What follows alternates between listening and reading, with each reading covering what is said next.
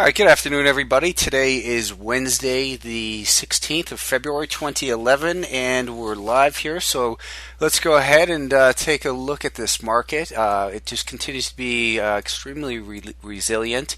And I read today, I think that maybe Howard had retweeted someone. I don't know who came up with it, but I guess this is the fastest that the market has doubled in 70 years. I didn't mean to use Fibonacci on there, but basically from the lows of 666 on the SPX, which in this case I'm trying to find here we go, from the SPY down at 67.10 was the lows. We've doubled, and that's the fastest it's happened. I guess I think it said 70 years, maybe fastest ever. But anyways, we're in a very strong market. We continue to just destroy the people who are selling short this market because they think it's up too much or whatever. But you look at where we are, and you look and say, is there any significant level that looks like it should act as resistance? And realistically, there's not. You could make a case that maybe it goes up to that 135 level. What I was pointing out on Alpha Trends a couple days ago was this measured move from the lows. Not from the lows, but basically that we've had these two legs. That we had the leg from 104.29 back in August up to the 122.95 level. Now on the measured move, what that means basically is we had this rally that was 18.6 points. That was point A to point B. In order to come up with a price objective, what we do is we take the height of that A to B move, and we go B to C, and we take the low, which is point C down here of 117.59, and add the 18.66 points to it. That will give us an upward objective of 136.25. And if you sell short at 136.25 because that's the measured move target, I think you're insane. But it's just something interesting to look at, and a lot of times there is that type of symmetry in the market. If you take a look at another measured move that we talked about that Today Trader had pointed out a couple weeks ago, you could look at this as point A to point B, this point B to point C, and that will give us a significantly higher upside objective, because what you would do in this case is take 67 up to about 123, let's just call it. So that's how many ever points that is, and add it to this low here, but it's significantly higher. The fact is we're in an uptrend. We continue to hold. Even this rising 5-day moving average isn't being penetrated, and we're seeing that we've got a very clear, nice, neat pattern of higher highs and higher lows. We had a brief sell-off in the SPY today. It came down with what was heaviest volume there for the day as well, but buyers stepped back in, they pushed this thing higher, and as I pointed out to people in the chat room, that when you look at this market back up at the volume weighted average price, you don't want to look to get short when you have the breadth as strong as it was at that time. The market was still showing 2,100 or so advancers and maybe 700 decliners. So you can't look at price one dimensionally in terms of time, or just in the overall. You have to.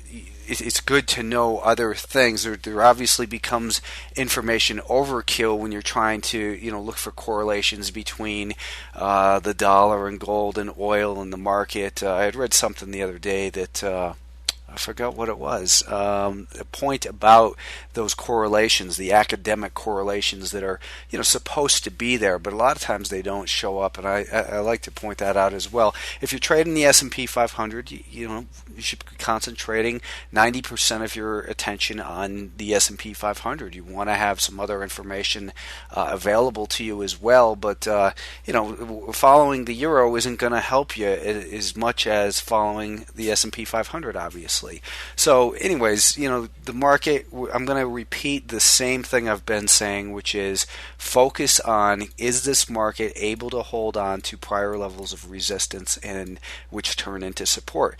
This week, that's exactly what we have. We have this prior level in here, and actually, even going back into last Friday, we had seen that this high had held as support, and then we had these, this what was short-term resistance hold as support here, and also right at that rising 5-day moving average. I pointed out to subscribers yesterday. I thought, if this is a lower high and we break down, then we want to become more defensive, and that might, get this 5-day moving average flattened out. Instead, we had a gap higher.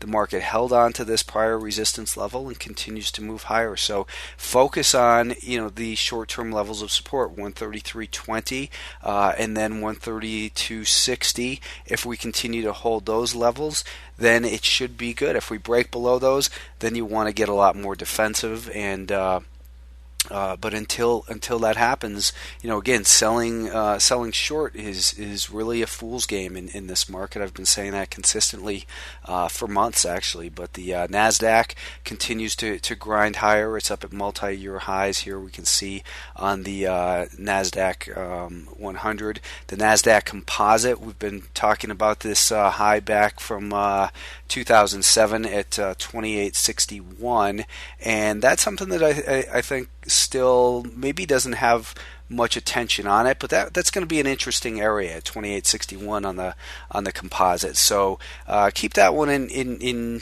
mind as well. It doesn't mean it will be a top. Obviously we can we just continue to grind higher. One of these days we might come in and get another negative headline like we had with Egypt back here, and we move lower. But right now, this level here at 57.5-ish area, this prior resistance where we see the rising 20-day moving average as well, that's going to be an important intermediate term level. That is for probably the next couple of weeks. As long as we remain above that level, then you want to look at this market still as innocent until proven guilty. The Russell 2000 continues to move higher as well, up at let's take a look at that on a monthly chart, because again, this market is as close to all-time highs as any market that I typically look at here in terms of the broad indices. This market is just a couple points away from an all-time high. If you consider, for instance, the S&P 500, we're still 25 points away. The Nasdaq we're a double away from that. A lot of people like to make big deal of round numbers. A couple of weeks ago it was Dow 12,000 that people were nervous about, and S&P 500 or the SPX 1300. Well, Dow 12,000, we had 1 day sell-off there, and it was really more to do with the sentiment from Egypt and maybe an excuse to sell, and the SPX obviously at that 1300 level too. They're just levels along the way that maybe you want to tighten your stops and be a little bit more aware of risk at those points, but they're not a reason to sell short. The financials continue to move higher, so like I said last Friday, this isn't what a double top is. This is just, we're breaking out, we're breaking past those highs, and that's a good thing. We've got a strong, healthy, I don't know about healthy, but we've got a strong financial group. And if you look at the components, if you look at hold on, let me just type these in so they will go on all these time frames. But if you look at some of the financials, you've got JP Morgan breaking out on a daily chart here, having a strong run. American Express close to breaking some important resistance here, and American Express could continue up towards $50 a share. Bank of America, here this stock's looking good on a daily time frame. Citigroup has been battling and broke above this 492 level. A lot of people got sucked into it over here thinking, well, it's above 5 now, it can, margin accounts can buy it and that sort of thing. That didn't work so good. But the stock did find some decent support here above that rising 50-day moving average. So focus more on those levels rather than, what's supposed to happen with a mutual fund and their margin policies and that sort of thing. Today we had a nice breakout in Adobe. We were talking about this one yesterday, and today it just had a real nice quick move in here this morning. It did pull back a little bit deeper than I thought it would, but it's still a nice, healthy looking stock. Intel still hasn't broken out. If you recall, we had spoken about this because there's basically two inverted head and shoulders patterns on this weekly time frame with the neckline up near about that 23.5 level, and then on the daily time frame, let me just scrunch it back here a little bit. We've got this inverted head and shoulders pattern, which actually forms that right shoulder on the weekly, but above $22 a share, Intel could get going, and it's certainly been a laggard within the semiconductors. The semiconductors, since September, have gone from 24 up to 36, so we're up 50% here in the last 6 months in the semiconductor index, while Intel in the same period of time has gone from 18 to 22. So what would that be percentage wise? Maybe 18, not even half the gains of the average semiconductor. And even AMD is starting to show some strength in here. Now AMD, you could kind of make a case of an inverted head and shoulders pattern there as well, with the neckline up at 9.25.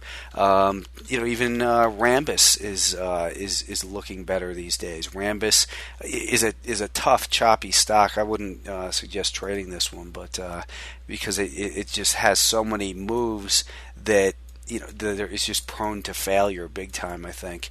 But the point is, the semiconductors have led this market along with the Russell 2000, and they're not showing any signs of weakness. The financials haven't shown any signs of weakness. We've got a market with wide leadership, basically, or participation from many different areas of the economy, different groups, that is. So you look at this market, it's in a good, healthy uptrend. I wanted to talk about some of the solars. Let me just type a couple of these symbols in here for a moment. But I wanted to talk about, because we've got earnings this week from two big ones. And let me just type these in here.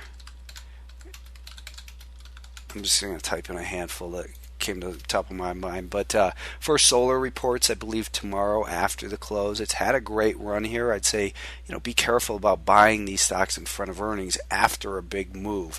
Hopefully, they'll have good earnings and they sell off and settle in and give people a chance to participate again. But this SPWRA broke out last week. We spoke about that. It's just continued very nicely higher. You could look at this as a measured move objective as well. If you take the height of this move right here and add that to what is point C, so we could take that and where is it, and grab this and add it to then we're getting close to an upward objective in SunPower as well. And SunPower, the point was, has a nice looking weekly chart, but they do have earnings out after the close tomorrow as well. And this 18 level has been a bigger prior level of support. So if you're in these types of stocks, be aware and as always, manage risk. CSIQ, great looking weekly chart. It's had a huge run the last 4 days.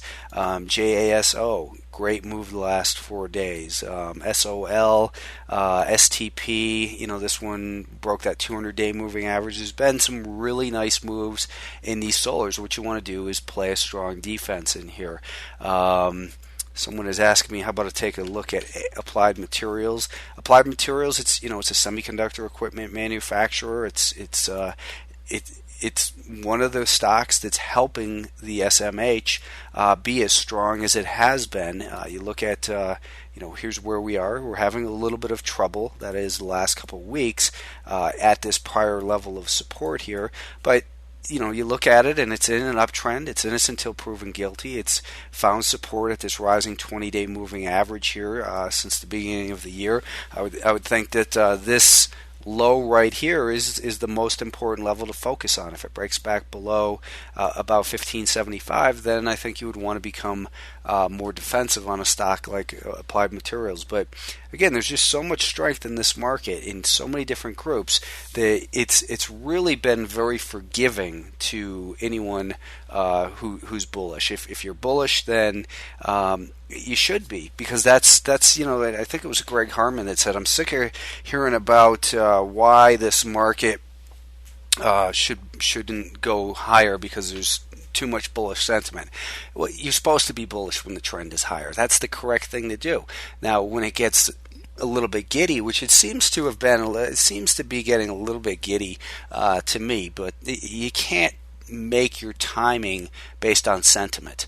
But you see a lot of these little stocks moving. You see a lot of basically virtual high-fiving on Twitter and that sort of thing, and that's all good stuff. I mean, but just always be aware that when life looks like easy street, there's danger at your door. How about a look at IPXL for my buddy Dan? Let's take a look, Dan. IPXL. This daily time frame looks like, without going back further, just a perfect little cup and handle that got broken here back in mid-January. Higher highs and higher lows. We've got a rising 10, 20, 50-day moving average. Back it up to a weekly time frame. We are, so there's that cup and handle here. You can see it very clearly on that weekly chart. So here's a stock that was in this huge uptrend. It corrected down to the rising 40-week or 200-day moving average, rallied up, found resistance, found a higher low on that weekly chart, and is broken out here. So we're approaching all-time highs in the stock. It's in a nice uptrend. It looks like, same thing here is that here's another stock that since the beginning of the year has really held above that rising 20-day moving average on a closing basis every single day. And I think if it was to close, since it broke above it right here back on December 10th, so I think that that 20-day moving average is probably an important level, and it's got some recent support in there. So I think breaking 2350, I would become more defensive, but IPXL is looking real good. The back to the point that I was making about the market as well is that we've got a forgiving environment, and that you're getting bailed out of mistakes. This is the type of market that helps people create bad habits. So just be aware of that. There's no troubling signs that the market is about to reverse, but keep in mind that this is, if I read the tweet correctly earlier, this is the fastest that the market has ever doubled.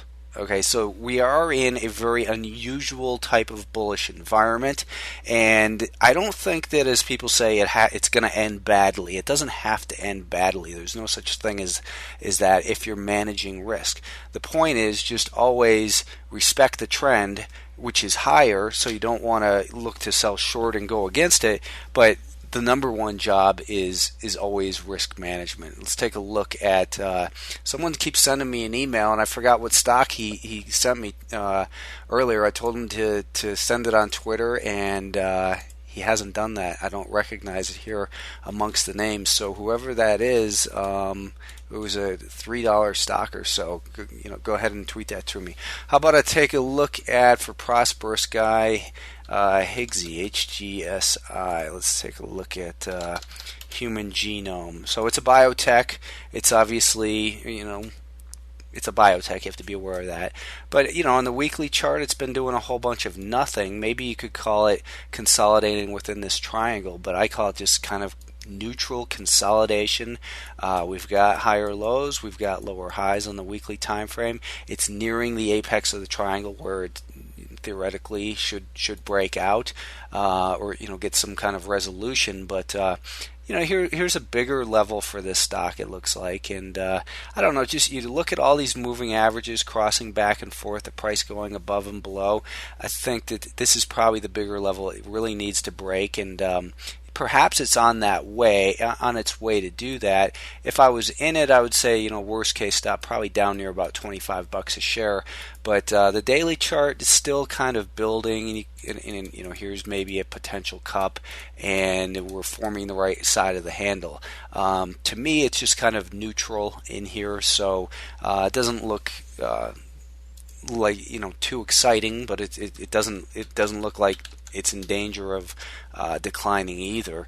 GLBL, nice uptrend. You look at the weekly chart, where does it have the potential to go before it's likely to encounter some resistance? I think we're battling that level right here, right now, and if we can continue to push higher, maybe up towards that 8.5 level, it gets a little bit further. But just a beautiful uptrend.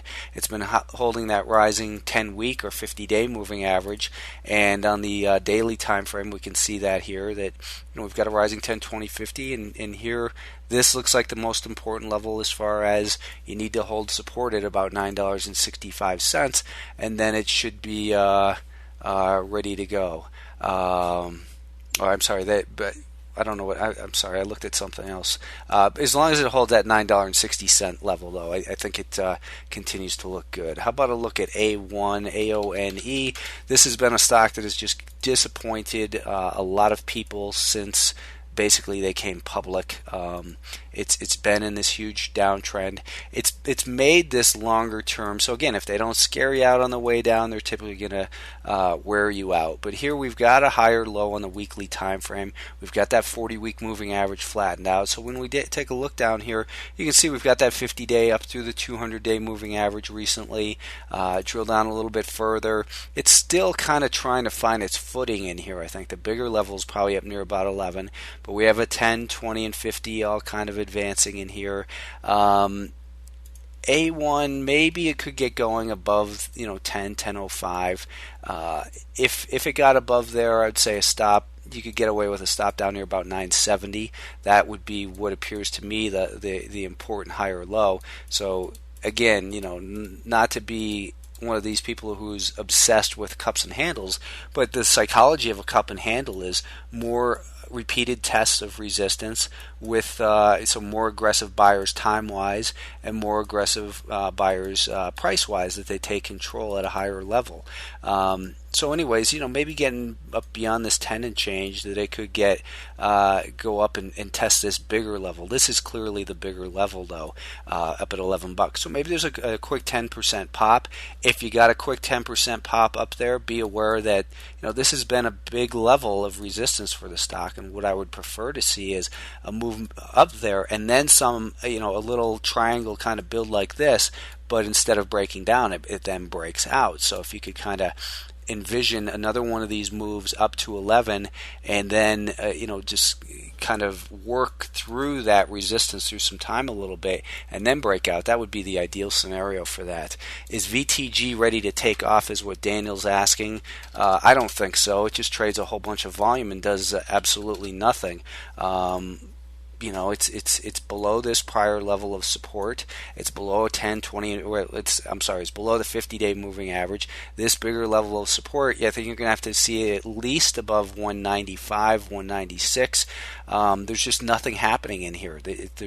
We've got this prior support is acting as resistance. If it can get up through there, maybe you start nibbling on it, but until then, it's a complete waste of time. Have I noticed the jump in Vonage? I have. I think there were earnings. Any comments? Yeah, it surprised me. I saw a good-looking chart. Someone pointed out to me a couple, back in here, and I looked at it and I said, I don't know. Vonage, I thought they were going out of business, but it's in a huge uptrend. It's expended a lot of energy here just in the last couple days. I would think it probably needs to correct that a little bit, but it's in a great uptrend. And you look at this weekly or monthly chart, maybe it's headed back up towards $6.5, $7 a share. So I think I don't see the stock that person kept emailing me about, and emailed me again today, and unfortunately it's in my delete box. So I'm not going to be able to talk about it because we are done here. Thanks for tuning in. I will talk to you on Friday.